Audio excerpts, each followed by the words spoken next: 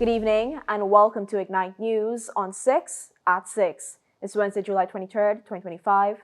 I'm Rihanna Nakram. Thanks for joining us. Here are the headlines. Ghana and Yale have inked a landmark deal to build a world-class biodiversity research center in Guyana. The Global Biodiversity Summit exhibition spotlights bold eco-innovations. U.S. warns that electing Azrin Mohamed to office could scare off investors.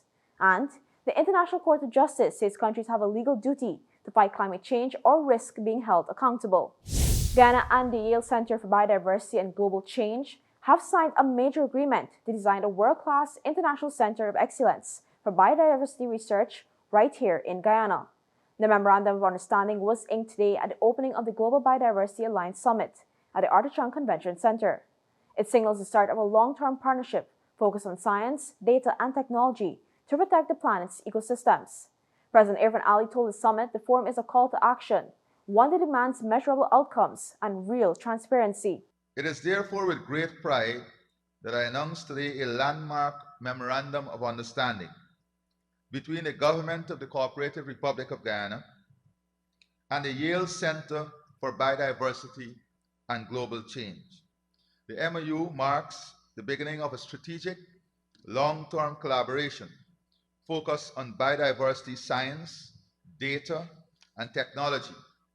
Under this agreement, Yale, through Map of Life, their global biodiversity intelligence platform, will work with Guyana to support our leadership in the Global Biodiversity Alliance, help us design a world-class international center of excellence for biodiversity research right here in Guyana, build a national biodiversity information system with maps, dashboards, and data layers, and guide the application of cutting-edge biodiversity science to decision-making, including for our 30 by 30 commitment. The president described the collaboration as a game changer, not only for Ghana, but for South-South and North-South cooperation in biodiversity. Yale brings global expertise and a powerful network, including E.O. Wilson Biodiversity Foundation and the Map of Life project. The need is urgent. Globally, 10 million hectares of forest disappear each year. 1 million species are at risk of extinction. Wetlands are vanishing 3 times faster than forests. President Ali said the world is approaching dangerous tipping points, from coral reefs to savannas and rainforests, and Ghana is helping lead a movement to reverse that trend. We are proud to serve as a convener of this summit and the foundational leader of the Global Biodiversity Alliance. And we are proud not only because of what we have done, but because of what we represent.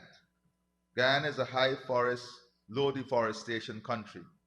Over 85% of our land is covered in lush, carbon-rich rainforests. We sit at the heart of the Guyana Shield, one of the last intact tropical forest ecosystems on Earth. But we are more than stewards, we are pioneers. Guyana has long stood at the forefront of global environmental leadership, championing sustainable development and the protection of the world's natural heritage. As early as the 1990s, Guyana made an unprecedented commitment by setting aside nearly 1 million acres of pristine forests for the Ayakorama International Center, a model for sustainable forest management. This bold move was followed by the establishment of a national protected area system, safeguarding some 18,000 square kilometers of key ecosystems across the country. The Global Biodiversity Alliance rests on 5 key pillars: protecting 30% of land and sea by 2030, embedding biodiversity into national plans, unlocking new finance tools like green bonds, empowering indigenous peoples and local communities, and monitoring progress through data and innovation. We are the first country in the world to be paid at national scale for forest carbon under the R3's framework. We are innovating in areas like forest carbon and biodiversity credit, sustainable forestry, community tourism, and low-carbon finance. And now, with the Global Biodiversity Alliance, we are taking our leadership to a new level. The Global Biodiversity Alliance is a call to arms, a rallying cry to governments, institutions, investors, communities, and citizens. It is built on three powerful convictions. One, that biodiversity is the infrastructure of life. Two, that measuring biodiversity is a foundation of meaningful action. And three, that investing in biodiversity is not a luxury, it is a necessity. But funding remains a challenge. President Ali says only US $200 billion is invested in nature annually, well short of the US $700 billion needed each year to meet global targets. That's why he's calling on development banks, investors, and sovereign wealth funds to get on board, saying financing nature is not charity, but a smart investment in global resilience. Hence, he extended an invitation to development banks, asset managers, impact investors, and sovereign wealth funds to join, highlighting that financing nature is not charity, but insurance and resilience. Still on the Global Biodiversity Summit 2025, the event brings together global leaders, scientists, and advocates to tackle urgent environmental challenges. But it's not just about speeches. A major exhibition is also on display, featuring innovations, tools, and community-driven solutions from around the world. Ignite News' Kaylee Carter brings us this special report from the summit. Thank you, Rihanna. I'm standing here at the entrance of the Artichon Convention Center, where the Global Biodiversity Summit 2025 is officially underway. World leaders and environmental advocates have gathered here to address the urgent need to protect our planet's biodiversity. This year's agenda focuses on preventing ecosystems, halting species loss, and advancing sustainable development. For too long, we have spoken in generalities about biodiversity. Not anymore. With the Global Biodiversity product, we'll track tangible ecosystem outputs, from carbon sequestration to pollination to water filtration. With a gross biodiversity power index, we'll rank national progress with integrity and comparability. This is our answer to GDP. This is how we move from intention to evidence, from commitment to consequence. We call on all Alliance members to adopt these tools so that we can speak a common language and hold each other accountable.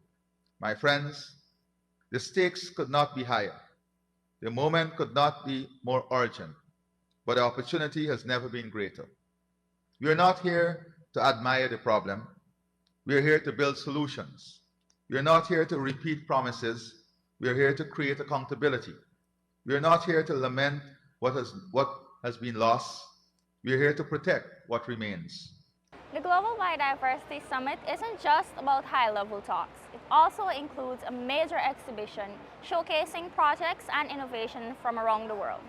From conservation tools to community-driven efforts, the exhibition highlights real action on the ground. Let's hear what some of the exhibitors had to say. Crab International Center is a protected area, one of the 5 in Guyana, and we're managing the Crab International Rainforest, which is 371,000 hectares in Guyana.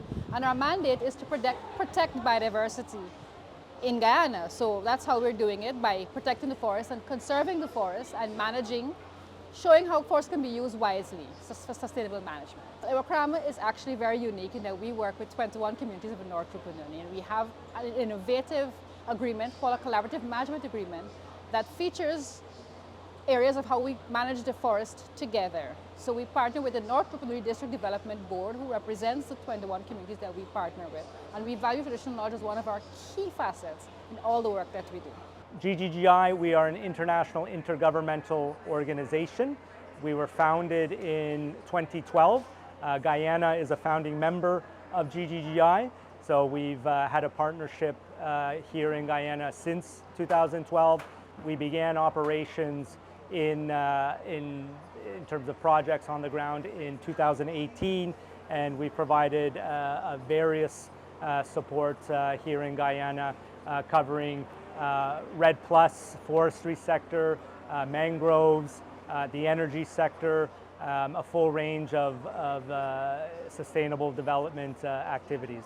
GGGI as an organization, we work with governments, our members, to provide them with the technical advisory support to help countries meet their climate action goals, their sustainable development goals, to ensure environmental sustainability, achieving NDCs the full works. We provide this support by embedding within strategic government ministries.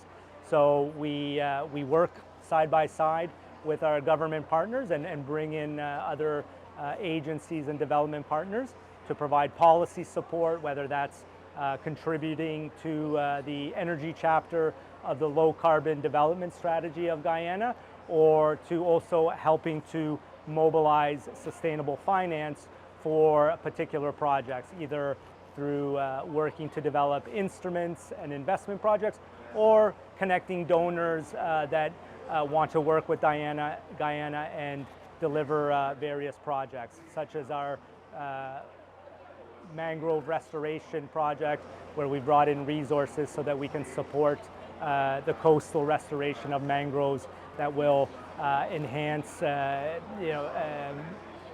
resilience towards flooding, as well as obviously increasing carbon capture and supporting the great capacity of Guyana's forests to carbon sequester and provide other biodiversity resources to the country and communities. As the summit continues, the focus remains on turning these ideas into action. Many here are hopeful that the commitments made will turn into real lasting change. Reporting from the Arthur Chung Convention Center, I'm Kaylee Carter for Ignite News. Back to you, Rihanna. Thanks, Kaylee. As the summit continues, the hope is that these ideas will translate into lasting, measurable action. We'll keep tracking the outcomes and commitments from this landmark event. So stay with us for more coverage. When we return, the United States raises red flags over Azudine Mohamed's bid for parliament, warning it could cost Guyana investor confidence. Fuel it up and drive, super 95, tune up. Fuel it up and drive, super 95, tune up. Protect your fuel system, boy. High mileage and performance, boy. Guyoil Super 95 gasoline gives you more reasons to drive and is available at 56 service stations nationwide. For affordable price, high performance, and high mileage, choose Guyoil's Super 95 gasoline. Fuel it up and drive. Welcome back. Electing Azudine Mohamed could affect foreign investment and ties with American firms. As the race to the December 1st general and regional elections heats up, the United States is raising serious concerns about the possible election of Azudine Mohamed to Guyana's parliament. Mohamed, the presidential candidate for the We Invest in Nationhood WIN party, is well known in Guyana's gold and racing circles. He's also under U.S. sanctions for alleged corruption and gold smuggling. Speaking on the sidelines of the Global Biodiversity Summit today, U.S. Ambassador to Guyana, Nicole Thoreau, warned that if he were to join the National Assembly, it could damage investor confidence and strain ties with American companies. Yes, we are concerned. Anytime a U.S. Department of Treasury OFAC sanctioned individual has the potential to become a member of government, that is concerning for us. It's problematic in multiple ways because the way that we as the U.S. government can interact with the government, we have to be very careful if that person is involved. Let's say he were on a certain committee. We would have to be very careful in working with that committee. We have to make sure that we didn't work with him specifically. So that's a bit of an issue, yes.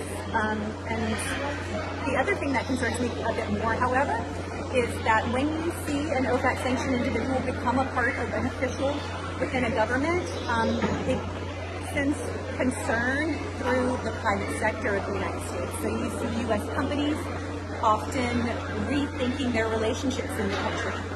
We saw it in Afghanistan. We've seen it in other countries as well.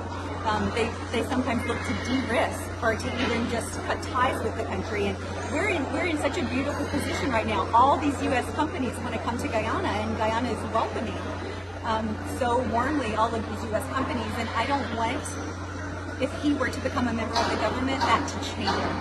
So that's a real concern that I have. The sanctions were imposed on June 11, 2024, targeting Mohamed, his father Nazar Mohamed, and several of their companies, Mohamed's Enterprise, Hadi's World, and Team Mohamed's Racing. The same order also sanctioned former Home Affairs Permanent Secretary May Thomas.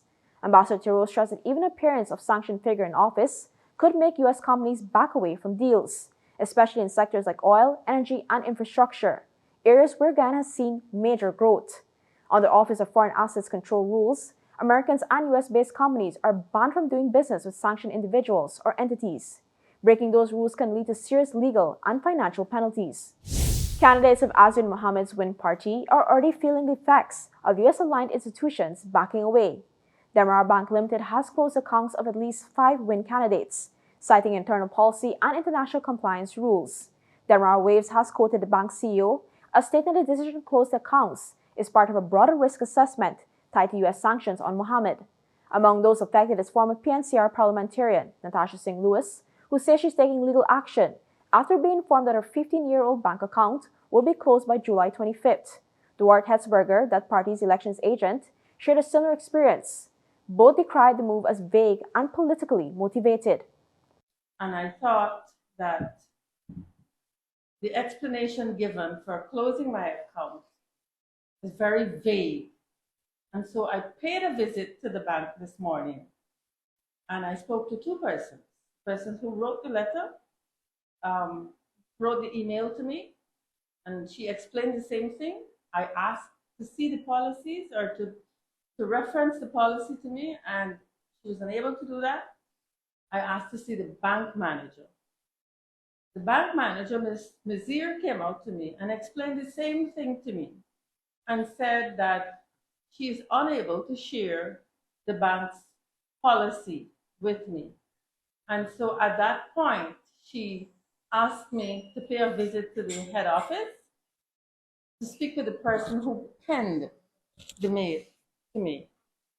At that point, I decided that I'm not going to have any more further discussion with the bank, but I went to see my lawyer. I was then advised that legal action will be taken in relation to the letter sent to me from the bank, because the bank has a license and has a responsibility to do business with all Guyanese. At a press conference last evening, WIN's campaign manager, Odessa Primus, said the shutdowns are part of a wider campaign of victimization. She alleged some supporters have lost jobs or been transferred for appearing in WIN-related media, and warned of a coordinated effort to discredit the young party. Primus questioned why no other local banks have taken similar steps and stressed that affected members have no direct financial links to the Mohamed family businesses. WIN is now considered joint legal action and plans to raise the issue with international observers. Well-known Guyanese activist and former talk show host Sian Sharma, founder of the Justice for All Party, has endorsed President Irfan Ali and the PPC government for a second term. Once a strong critic of the government, Sharma says he now sees positive change and believes President Ali cares for all Guyanese regardless of race. He praised the progress made and called for unity to continue building a brighter future for the country. Sharma and his wife, Savitri, began supporting the PPC in 2020 after their party split from the APNU coalition and accepted the election results. Despite his part criticism, Sharma stresses the importance of supporting the government for Ghana's continued progress. President Irfan Ali has promised increased investments to modernize local ports across Guyana. Speaking at the Shipping Association of Ghana's Networking and Business Mixer at the Marriott Hotel Tuesday, he said that if re-elected, the People's Progressive Party will make the necessary investments to line the ports with the country's growing economy. He added the sector can expect new and upgraded ports, supported by improved road and bridge infrastructure. The government is focused on boosting maritime trade and competitiveness in all regions, while creating new opportunities in tourism and the oil and gas sector. Over the next 5 years, my administration will intensify investment in port development. Our economy is growing and will continue to grow. With growth comes greater demand for imports, greater volumes of exports, and a heavier burden on our existing ports. But if we want to become the energy capital and energy hub of the region, looking at all the associated product from natural gas, and of course the refined products that we want to come in to Guyana and to go to northern Brazil and the rest of the Caribbean, the traffic is going to grow exponentially. Ali told attendees that plans are underway to deepen Demerara Harbor to support global trade. This will allow larger ships to dock, reducing shipping costs and transit time. A modern port with state-of-the-art facilities is now under construction at Perica. Meanwhile, transport infrastructure is being developed from Maruca to help farmers bring their goods to Charity, where a modern cold storage and packaging facility is expected. Additionally, a second passenger and cargo ferry is expected in Region 1 within the next 3 months. Region 6 will see construction of a deep water port that will connect Guyana with Brazil, South America, and Caribbean markets. Waterfront investments are also planned for Reed and Hoop and Stabroek, including marina-style facilities to support tourism. To support this maritime growth, the President said at least 2,000 people will need to be trained and certified over the next 5 years. The government is exploring whether a UK equivalent qualification program can be offered locally through Nations University. He also highlighted that legislation and regulation are being developed to ensure port operations meet the demands of a modern maritime economy. Meanwhile, retired Deputy Police Commissioner Dr. Paul Williams is promising a more accountable and competent police force, but only if the Partnership for National Unity is elected come September 1st. Now a new Force and App News campaign trail, Williams brings decades of national security experience, and he says the quality of service from the Ghana Police Force has sharply declined. Speaking on the talk show Nation Watch, Williams blames successive governments for politicizing the force and sidelining officers who won't toe the political line. To fix it going forward, the first thing you got to look at in terms of, one, persons who hold key position, whether they're capable and competent too, okay? Then the next thing too, you got to look on the basis of accountability, because that's lacking. Because once people are held accountable, it simply means that they will do the work the right way, because they will have to answer or leave, right? So accountability, capacity building, okay? We'll have to ensure now that the order that ought to be there in terms of seniority and those things finds itself in the right perspective. Williams might be speaking from experience. Back in 2018, he was passed over for the post of Commissioner of Police by then President David Granger, who appointed Leslie James instead. And when the PBC took office in 2020, Williams was sent on leave, again missing out on the top job. Over the period, we have seen a lot of jumping, a lot of persons are being superseding and all these things, including me. I was superseded, you understand me? So that become the norm of the day. So that of itself undermine the whole operation and the system of the force, because there are persons who can do much better than some of the persons who are even leading them. But then what happened? They're being superseded. And as a result of that, you will find them being underperforming.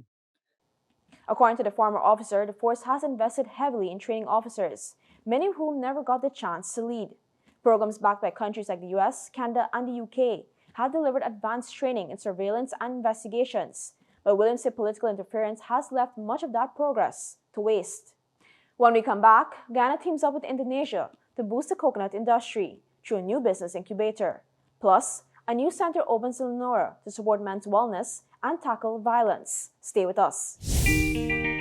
Your business is built on hard work, vision, and the drive to succeed. At GBTI, we understand what it takes to grow. That's why we offer Grow, a small business service designed to help your business expand, adapt, and reach its full potential. From new opportunities to new milestones, we're here to support you every step of the way. Grow from GBTI. Progress starts here. You're watching Ignite News on 6 at 6. Thanks for staying with us. Ghana and Indonesia are joining forces to explore new opportunities in the coconut sector. The two countries have signed a framework agreement to explore setting up a coconut byproducts business incubator. The deal aims to modernize Ghana's coconut sector, diversify exports, and open new economic opportunities for farmers and agro-processors. The agreement was signed by the National Agricultural Research and Extension Institute, or NARI, during a ceremony featuring discussions between officials from both countries. NARI has been working closely with local coconut farmers through its coconut research unit and other departments, helping revive the industry. While coconut water and oil remains key products, officials see potential to expand into other value-added byproducts to boost incomes and create jobs.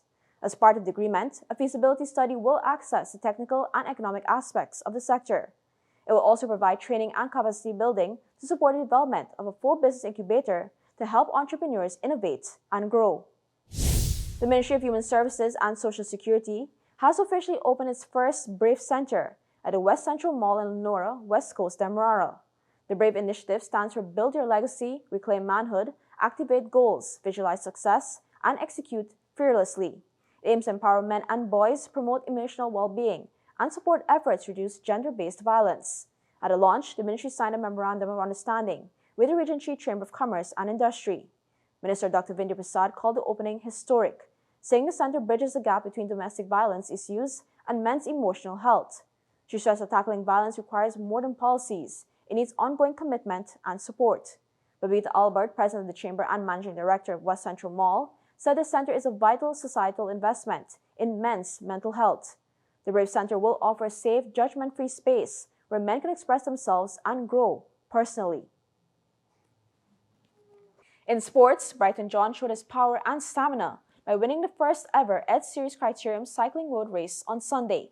The event took place on the St. John Road Circuit, drawing a large field of cyclists in a fast-paced and tactical competition. Starting at the Guyana Defense Force entrance, the course led riders onto Sandy Bob Street, then Davis Street, before returning to the St. John Road for the finish. John stayed with the lead pack throughout the race and made a strong sprint in the final stretch to cross the line first. He took home a cash prize of $150,000 along with bragging rights. Aaron Newton and Alexander Long finished second and third, earning $85,000 and $50,000 respectively. In the Category 4 race, veteran cyclist Junior Niles claimed victory ahead of Kwame Fortune and Salim Shaw. The race was organized by Edge Sports Management, headed by Olympian Chelsea Edgehill, and sponsored by KFC Guyana, SQ Apparel, Dragonfly Jones Solutions, and Republic Bank, Guyana. India closed day 1 on 264 for 4, but the big concern is over Rishabh Pant, who retired hurt after taking a blow to the foot while attempting a reverse sweep of Chris Wokes. Pant had scored a solid 37 and was building a key partnership with Saidu Harsan when the injury occurred. His return for the rest of the innings or even the match is now in doubt. Sudarshan, back in the side, made England pay for a dropped catch by Jamie Smith, but eventually fell to Ben Stokes for 61. Earlier, under overcast skies and on a lively pitch, India dug in. Yashavi Jaiswal played patiently for 58, while KL Rahul added a steady 46. England improved after lunch. Wokes removed Rahul with a fine delivery. Liam Donson, playing his first test in 8 years, dismissed Jaiswal with just his 7th ball, and Stokes trapped opposing skipper Shuman Gill LBW. Sudarshan and Pant rebuilt, but the injury gave England a much-needed breakthrough in their push to seal the series. Still ahead, industry leaders in Jamaica are urging pension and insurance reform. Plus, a major US-Japan trade deal slashes tariffs and unlocks billions in investment. Those stories and more right after the break.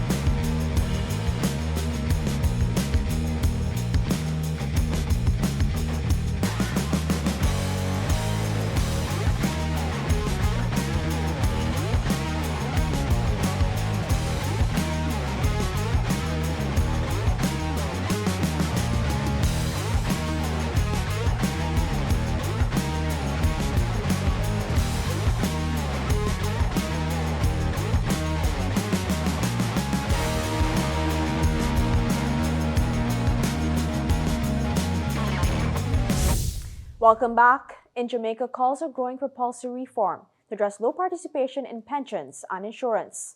The country's insurance and pension leaders are urging the next government to offer tax breaks and other financial incentives to get more people covered. At a forum hosted by the Jamaican Observer, experts warned that the country is heading toward a social and economic crisis, with most Jamaicans lacking insurance or pension plans. Right now, about 80% of private sector workers have no pension, and more than 70% of Jamaicans don't have life insurance. Hugh Gree, general manager of JN Life Insurance, said tax credits once made insurance more attractive, especially for young professionals. He wants the government to bring those incentives back. He suggested a model where policyholders could get full or partial tax credits on premiums, like on a $6,500 policy. Everton McFarlane of the Insurance Association of Jamaica added incentives don't have to be limited to taxes. Legislative tools or saving programs could also help people prepare financially, especially as the population ages. In international news, the US and Japan have reached a major trade agreement that lowers tariffs and unlocks a $550 billion investment package aimed at strengthening supply chains and boosting American industry. The deal spares Japan from additional U.S. tariffs and cuts existing levies on auto imports from 27.5% to 15%. In return, Japan will increase defense spending with U.S. firms, buy 100 Boeing planes, and boost agriculture imports, including a 75% increase in rice purchases. Japan's investment package includes loans and guarantees to support projects in pharmaceuticals and semiconductors. A White House official said profits from some joint ventures will be shared between the two countries. Financial markets welcomed the deal. Japan's Nikkei index jumped nearly 4%, led by automakers, and Wall Street opened higher.